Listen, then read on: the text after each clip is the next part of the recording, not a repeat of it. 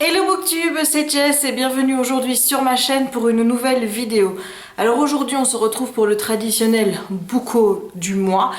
Et vous allez voir que en ce mois de mai, eh bien j'ai quand même été plus raisonnable que les 2 mois précédents puisque le total des livres qui ont rejoint ma palle est inférieur à 20. Voilà. Je suis contente. Voilà, je suis fière de moi. Moins de 20, ça va. C'est pas trop. Avant de commencer ce book haul, je voulais juste revenir un peu sur mon absence des dernières semaines puisque la dernière vidéo que j'ai postée sur ma chaîne, c'était le book haul du mois d'avril. Donc voilà, ça fait quand même 1 mois que je n'ai rien posté. Cette absence, elle est due en raison de 2 facteurs. Donc, le premier, c'est que j'ai énormément de travail pour le moment et que forcément, eh bien, le week-end, je vous avoue que je suis assez fatiguée. Et comme je suis assez fatiguée, j'ai pas forcément envie de commencer à me préparer, à sortir tout le matériel pour tourner des vidéos. Ça, c'est la première raison. Et la deuxième raison, c'est lié tout simplement à un état d'esprit qui est pas très bon pour le moment. Je me remets énormément en question par rapport à certaines choses que je dois absolument changer dans ma vie si je veux que ça aille bien. Et forcément le fait de pas être bien, de pas être en phase avec moi-même, et bien quand je me pose devant ma caméra, et bien j'ai l'impression que j'y arrive plus, que je n'arrive plus à être moi-même, que je n'arrive plus à faire ce que je faisais avant, vous parler de livres avec passion, etc. J'ai l'impression que ça coince, que ça va pas et j'aime pas le rendu des vidéos. Si vous voulez un exemple, ça fait 3 semaines que j'essaye de vous tourner chaque semaine les book reviews de A Court of Thorn and Roses et A Court of Mist and Fury, qui sont 2 romans dont j'ai hyper envie de vous parler parce que c'est des coups de cœur monstres. Et je les recommence à chaque fois parce que ça va pas, je trouve que voilà, je manque de respiration pour parler, parce que je veux parler trop vite, parce que j'ai l'impression que tout se bouscule dans ma tête et que sinon j'y arriverai pas. Regardez, là déjà ça commence. Et de fait, voilà, à chaque fois j'efface les rushs parce que je suis pas satisfaite et donc voilà, il y a des semaines, je vous avoue, j'ai même pas envie de prendre la caméra parce que je me dis de toute façon ça va pas le faire. Donc voilà un peu la raison pour laquelle il n'y a pas trop de vidéos pour le moment. Je préfère faire un break quand c'est utile de le faire plutôt que de vous tourner des vidéos qui soient pas faites avec passion, avec envie et où je me sens obligée de tourner quelque chose pour qu'il y ait quelque chose sur ma chaîne. Voilà, donc je sais pas combien de temps ça durera, j'espère pas trop longtemps. Là le book haul, c'est pas une vidéo qui nécessite énormément de concentration, vous voyez je vous présente les livres, c'est quelque chose que j'aime bien faire, le book haul du mois. Je sais que c'est une vidéo qui va pas me demander beaucoup de concentration, donc forcément ça va, j'arrive à gérer les book hauls. En plus c'est des vidéos qui sont faciles à monter. Si je pouvais vous faire que des book hauls pour le moment, toutes les semaines ce serait top parce que c'est les vidéos qui sont le plus faciles à faire pour moi. Mais pour le reste, je préfère vraiment attendre que ça revienne. Là je vous cache pas, hein, une fois que j'ai terminé ce book haul, je vais essayer de retourner une vidéo book talk. Si elle est bien, je vous la posterai. Si elle est pas bien, je réessayerai la semaine prochaine. Jusqu'à temps que ça veuille bien marcher. Parce que je sais que ça marchera à un moment ou un autre. Voilà. Donc ne m'en veuillez pas pour cette absence, sachez juste que voilà, j'ai énormément de travail dans le cadre de mon boulot. Et voilà, l'état d'esprit pour le moment est pas très bon. Et ça n'a rien à voir avec Booktube, ça n'a rien à voir avec l'ambiance ou quoi que ce soit sur Booktube, même si c'est vrai qu'il y a des choses qui m'ont un peu ennuyée ces derniers temps. Mais voilà, c'est pas ça qui va m'empêcher de faire des vidéos. Là, vraiment, si ça ne va pas, c'est des problèmes qui sont personnels, qui n'ont rien à voir avec la communauté. Donc j'espère que vous comprendrez et que vous serez toujours présent quand je reviendrai en full force. Allez, on va quand même commencer tout de suite parce qu'il y a quand même 15 à 16 livres à vous présenter, hein, c'est pas rien. Je vais commencer par vous présenter les livres en français parce qu'il n'y en a pas énormément. Donc le premier c'est Truffes et Sentiments de Émilie de Vienne, c'est paru aux éditions Pygmalion. Alors je ne sais plus de quoi parle le résumé et je vous avoue que c'est pas le plus important. Ce qui m'a vraiment donné envie de lire ce livre et ce pourquoi je l'ai demandé en service presse, c'est la couverture avec le petit chien. Voilà. Pas chercher midi à 14 h, vous savez bien que moi je suis folle des chiens et forcément dès que j'ai vu cette couverture, le titre Truffes et Sentiments, j'ai eu envie de le lire et c'est ce que je vais faire. Ensuite Ensuite, j'ai acheté Movie Star, la saison 1 de Alex Cartier, paru aux éditions Belfond. Alors oui, je l'ai acheté, je ne l'ai pas demandé en service presse ou quoi que ce soit, même si j'aurais pu. La raison, elle est simple, c'est que vous allez voir de moins en moins de service presse dans mes vidéos book haul, pour la simple et bonne raison que je compte en demander de moins en moins. De un, parce que vous savez que je lis en anglais, donc forcément avoir les traductions de livres publiés en français, ça ne m'intéresse pas. Et l'autre raison, c'est même pour les livres en français comme celui-ci, eh bien je n'ai plus envie de ressentir cette contrainte de temps liée à la lecture d'un livre. C'est quelque chose qui est très stressant quand on commence à avoir beaucoup de services presse, où on nous dit il faut que ce soit lu dans le mois, où on commence à avoir des rappels de l'attaché presse qui demande où on en est dans la lecture, et j'ai plus envie de ça en fait. J'ai envie de lire ce que je veux quand j'en ai envie. J'avais envie de lire ce bouquin-ci, vraiment. Je le lirai peut-être demain, comme je pourrais lire dans une semaine ou dans un mois. Et donc le fait de l'avoir acheté, de ne pas l'avoir demandé en service presse, ça me laisse la totale liberté du moment où je vais pouvoir le lire. Si j'aime bien, j'achèterai le second tome qui est déjà sorti. Mais voilà, donc moi, les services presse, sauf quelques-uns, vraiment, voilà, je pense que c'est bon, j'en ai fait le tour. Et le dernier livre en français que j'ai acheté, c'est Créer une maison d'édition de Pascal Arnaud. C'est publié chez Didacte Édition, presse universitaire de Rennes. Alors pourquoi j'ai acheté ce livre? Eh bien, si vous avez regardé ma vidéo FAQ, je vous avais dit dans cette vidéo que j'étais à 2 doigts de me lancer dans la création de ma maison d'édition parce que j'en mourais d'envie. Et honnêtement, plus les semaines passent, plus j'en ai envie et plus j'ai vraiment envie de le faire. Donc du coup j'ai acheté ce livre pour avoir une première base de ce qu'il faut savoir sur une maison d'édition, comment faire bien les choses. J'ai aussi créé une adresse mail pour les auteurs qui souhaiteraient m'envoyer leur manuscrit. Je vous la mettrai dans la barre d'infos là en dessous. Donc si vous êtes auteur et que vous avez envie de m'envoyer votre manuscrit, eh bien allez-y. Pour le moment, c'est ouvert uniquement pour des lectures young adult et new adult, parce que ce sont mes 2 genres préférés, et si j'ai envie de créer une maison d'édition, ce sera pour ces 2 genres-là en particulier, en tout cas pour le moment. Et voilà, donc je suis toujours en train de chercher le nom. Voilà, je vous dis, ça fait genre 3 mois que je cherche le nom, et chaque fois que j'en ai un, je suis tellement contente, je regarde tout de suite dans Google, et c'est déjà pris. Alors, je ne dis pas la déception qui en découle, mais voilà, pour le moment je cherche après un nom. Je vous avoue que j'hésite pas mal sur le fait d'appeler simplement ma maison d'édition Jess Livre Addict. Je trouve que c'est simple dans la mesure où c'est une identité qui est déjà connue de vous tous. Alors on m'a dit qu'il risquait d'y avoir une confusion entre moi, blogueuse, et moi, éditeur. Honnêtement, moi je compte séparer vraiment bien les activités. Je compte pas vous dire déjà maintenant ce que je compte faire, même si j'ai déjà des projets bien en tête. Mais je trouve que Jess Livre Addict, ça me ressemble tellement bien que je pourrais garder ce nom-là. Donc, comme j'aime bien d'avoir votre avis, si vous pouviez me dire en commentaire ce que vous en pensez, si vous pensez que c'est une bonne idée que je garde Jess Livre Addict comme nom pour ma maison d'édition, ou si vous avez une autre idée, pourquoi pas. Enfin voilà, vos avis sont les bienvenus en commentaire. On va passer maintenant à la VO avec les paperbacks que j'ai achetés ce mois-ci. Le premier livre que j'ai acheté, c'est Am I Normal Yet de Holly Bourne. Alors c'est une jeune fille qui apparemment a des problèmes psychologiques, elle prend un traitement, etc. Et elle va changer d'école et elle espère que là elle pourra mener une vie normale. J'ai pas lu plus que ça le résumé, je vous avoue que j'aime bien la couverture avec ici la question et puis yes or no, ça m'a bien plu. Donc j'ai hâte de voir ce que ça donne. Un livre qui me faisait envie depuis longtemps, il s'agit de The Bully Book de Eric Can Gale. Là, je pense que vous avez compris un petit peu le sujet puisqu'on va encore parler de harcèlement scolaire. J'aime bien la police d'écriture. Voilà, regardez. Ça fait un petit peu comme si c'était un journal de bord, un livre écrit à la main. Je ne saurais plus vous dire cependant si ce livre se place du côté de la personne harcelée ou de la personne qui harcèle, mais en tout cas, ça fait partie des livres que j'ai envie de lire. Vous savez que c'est un sujet qui me tient à cœur et donc forcément il se devait de rejoindre ma palle. J'ai également acheté, il était temps, la 5e vague en anglais, donc de Thief Wave, le premier tome de Rick Yancey.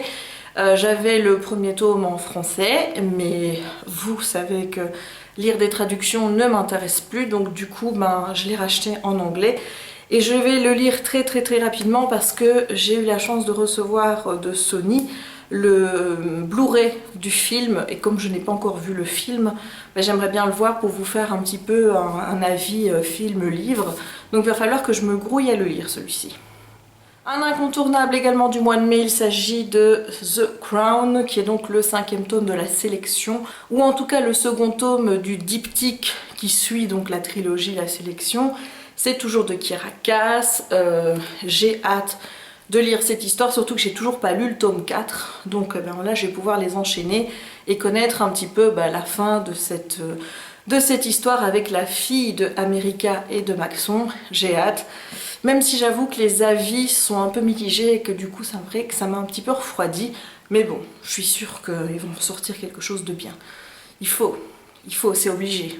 Obligé. Et le dernier paperback que je vais vous présenter aujourd'hui, c'est juste The coup de cœur ultime, The coup de foudre. Je pense que ce sera ma lecture de l'année 2016, tellement j'ai aimé.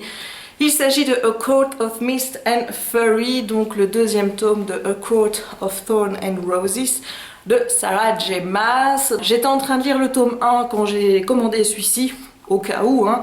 J'ai bien prévu le coup, parce que direct que j'ai fini à Cotard, j'ai commencé à Comaf, et j'ai... Oh, ce second tome m'a fait vivre des émotions de fou. Sincèrement, ça faisait longtemps que je n'avais pas eu un coup de foudre aussi fort pour une histoire, pour des personnages, pour les relations qu'il y avait entre les personnages. Il n'y a rien que j'ai pas aimé dans ce livre, j'ai tout aimé. Autant vous dire que le bouquin que j'ai dû lire juste après m'a paru bien fade, parce que franchement, comment on pouvait faire quelque chose de mieux que ça? C'était pas possible. Le tome 3 sort en mai 2017, je vous dis pas. Je suis désespérée de devoir attendre un an pour lire cette suite. Et j'essaye désespérément de vous faire un book review dessus, même si je sais que peu pourront le regarder, puisque forcément le tome 1 n'est pas encore sorti en VF. Ça me désespère aussi, croyez-moi bien, de ne pas pouvoir plus vous en parler pour vous dire qu'absolument il faut acheter cette saga tellement elle est bien.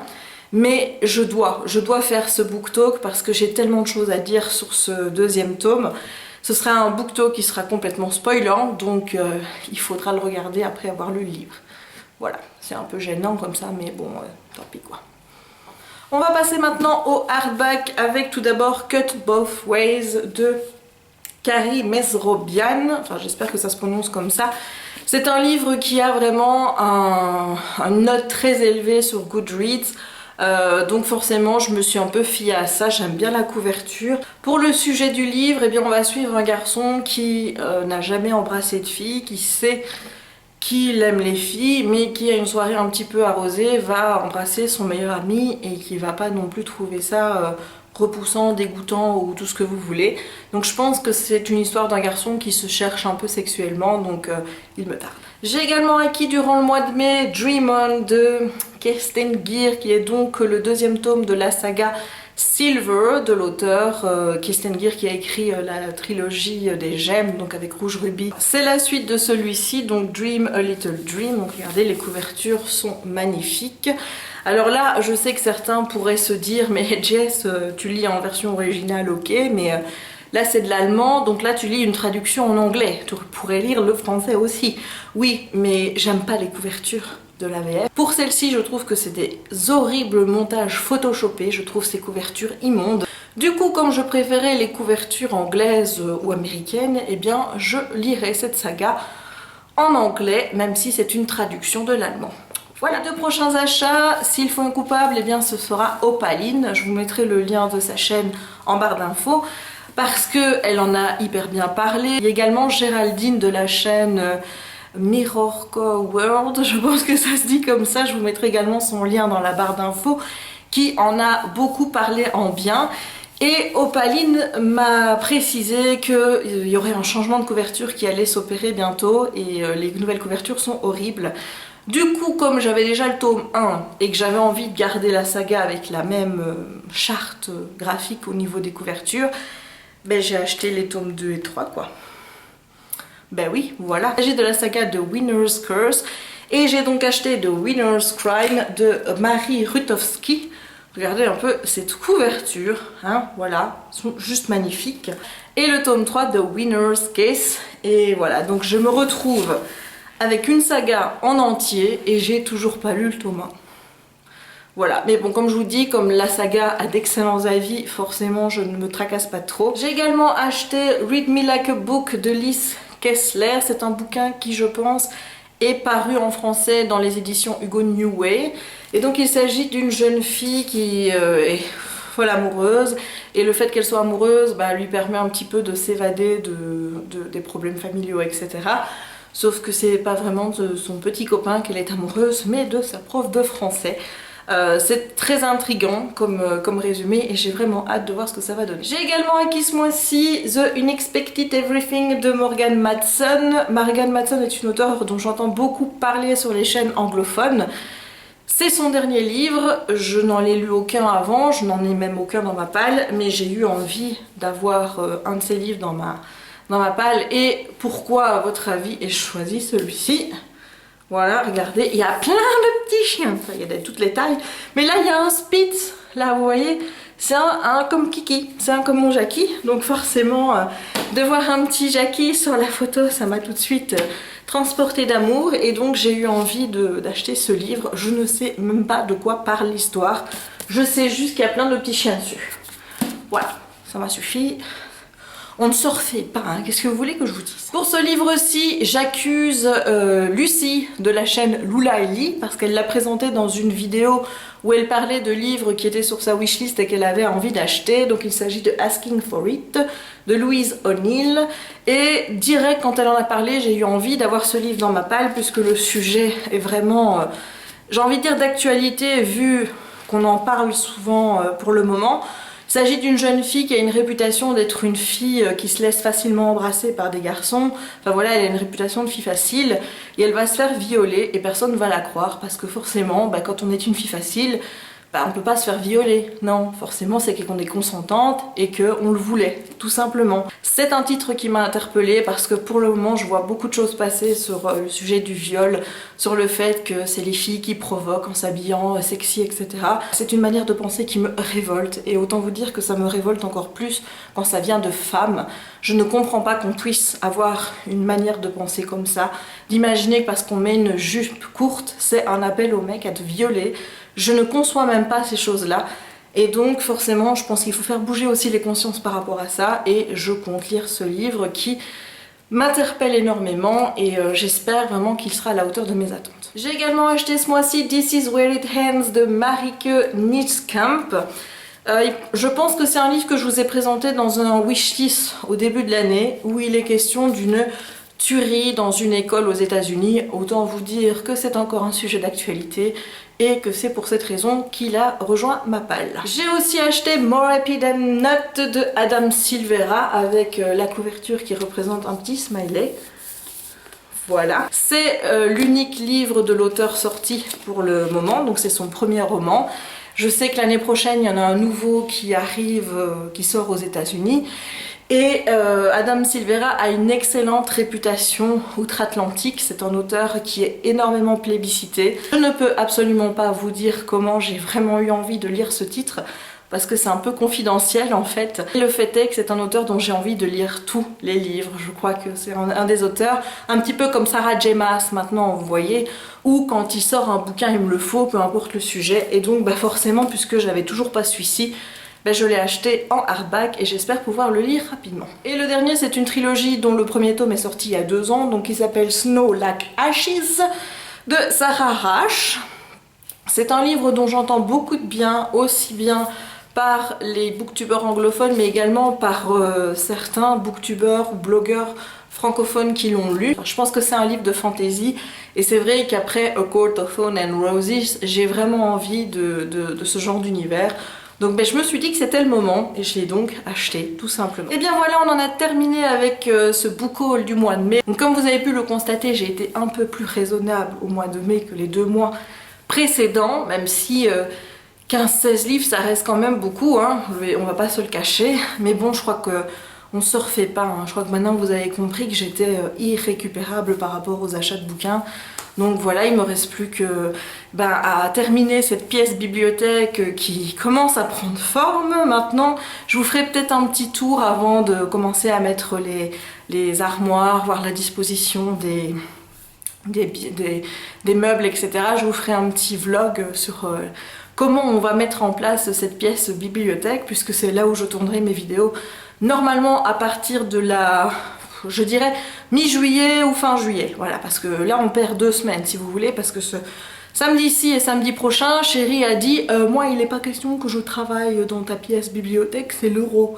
Donc voilà, et bon, comme la semaine prochaine les Belges jouent à 15 h, je crois que même mon papa n'aura pas envie d'aller mettre le parquet. Donc on perd bêtement 2 semaines, mais tant pis, hein, je vais pas râler. L'euro, le mondial, c'est une fois tous les 2 ans, ça dure qu'un mois. Et comme je sais que Chérie est fan de foot, je fais cet effort pour lui de ne pas rouspéter parce qu'il préfère regarder le foot plutôt que travailler dans ma pièce. Voilà, donc je vous ferai un petit vlog pour vous montrer tout ça évidemment. Il ne me reste donc plus qu'à vous souhaiter une belle journée ou une bonne soirée suivant le moment où vous regarderez cette vidéo. Et si vous avez aimé la vidéo, n'hésitez pas à mettre un petit pouce en l'air, n'hésitez pas à commenter et surtout à vous abonner si ce n'est pas encore fait. Moi je vous dis à très bientôt. Ciao!